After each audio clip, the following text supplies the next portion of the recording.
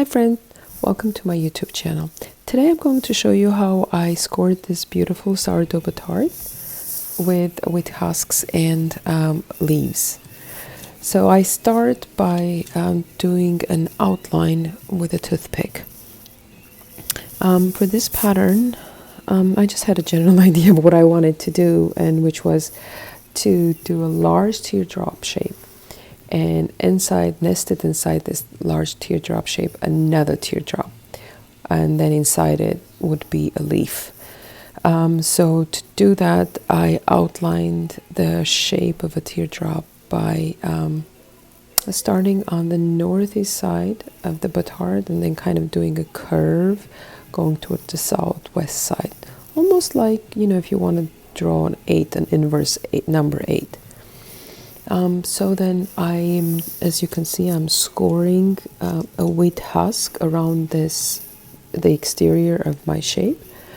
It's a very organic pattern, really, because while the left side of the pattern kind of carves, visually separates the loaf into two parts, the right side of the pattern, which I'm doing right now, follows along the outer edge of the batard itself.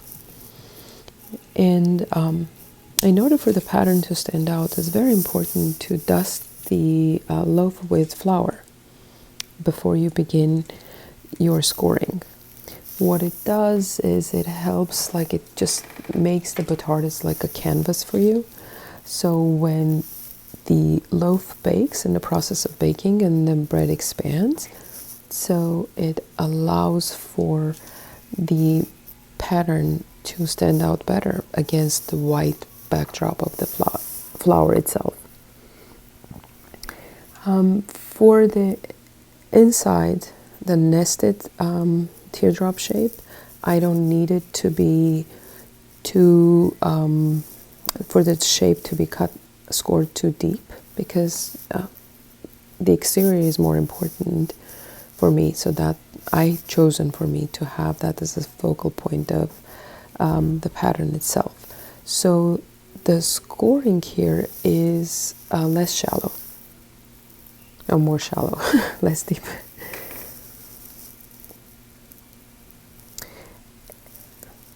Originally, I thought I'll do 2 wheat husks, like nested wheat husks like that, but this loaf is on a smaller side, so if I were to do 2 wheat husks, then it would have been too busy. And I like to leave space between my patterns, because that white flour in between the score marks is what makes the pattern look pretty at the end. So then I'm ending up doing only like a leaf, so the outer teardrop shape, and then inside it would be a leaf. When you're scoring, it's okay to go back and check on the pattern. I highly recommend actually to check on your pattern. If you see something that it wasn't scored as you wanted, just to do additional, adjustments and checks.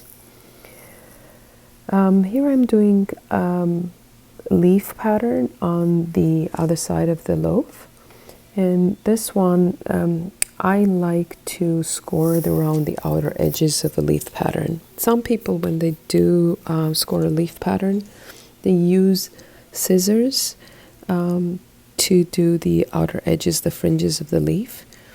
I find that my curved lamb is doing a good enough job. So, however, if you prefer, you could do that.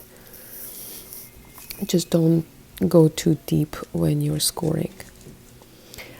I am doing the lengthwise score for the ear, and as you can see, it's not a vertical line, it follows along organically with the pattern. And this is the final shape. I'm going to bake it at 500 degrees covered, and for 20 minutes, another 20 minutes uncovered. And this is the final loaf. I hope you get to score some art on your loaves, and don't forget to subscribe to my channel or follow me on Instagram for daily posts and videos. And I look forward to working with you again.